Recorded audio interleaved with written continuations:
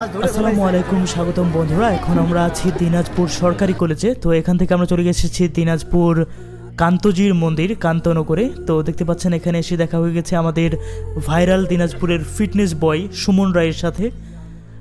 অতঃপর দেখতে পাচ্ছেন এই যে কান্তজির মন্দিরের ব্যাক পার্শ্বে যে গাছটা রয়েছে, এটাই হচ্ছে কান্তজির মন্দিরের মূল আকর্ষণ। তো চলুন মেলাটি ঘুরে দেখা যাক। তো দেখতে পাচ্ছেন আমরা কিন্তু দিনাজপুর থেকে রওনা দিয়েছি দুইজন বাইকে করে, এবং কান্তজিরে পৌঁছার পরে দেখতে পাচ্ছি এরকম সারি সারি বাস।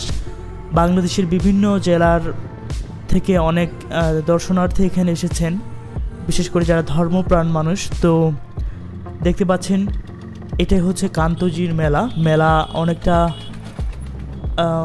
প্রস্তুতি চলছে মেলার। তো দেখতে পাচ্ছেন যদিও এখনও আগের মতো সেই জমজমাট পরিবেশটা নেই, তবে মেলা কেবল শুরু হচ্ছে এবং শুরুর দিকে আমরা খুব একটা রমরমা পরিবেশ দেখতে পাচ্ছি দিনাজপুরের কান্তজির রাস মেলা।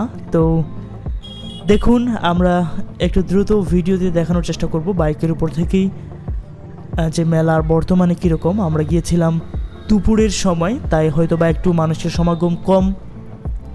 আপনার যদি আরেকটু ভালোভাবে মেলাটাকে উপভোগ করতে চান, তো আমরা সাজেস্ট করব আপনারা সন্ধ্যার দিকে আসবেন। সন্ধ্যার দিকে এখানে অনেক বেশি কন্টেন্ট ক্রিয়েটরের ভিড় হয়, এবং মেলার যে বিভিন্ন ধরনের লাইটিং করা হয়, সেই লাইটিংগুলো আসলে মেলাকে আরও বেশি আকর্ষণীয় করে তোলে।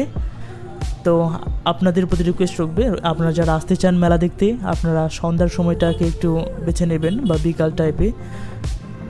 তো এই হচ্ছে কান্তজির মেলার বর্তমান পরিস্থিতি। আমাদের ভিডিওগুলো যারা দেখেন অবশ্যই ভিডিওতে লাইক, কমেন্ট এবং শেয়ার করবেন বেশি বেশি করে।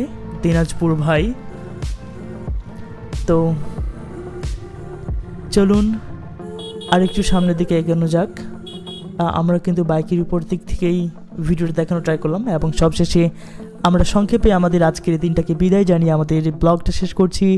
দেখা হচ্ছে পরবর্তী কোনো ভিডিওতে। Bye bye.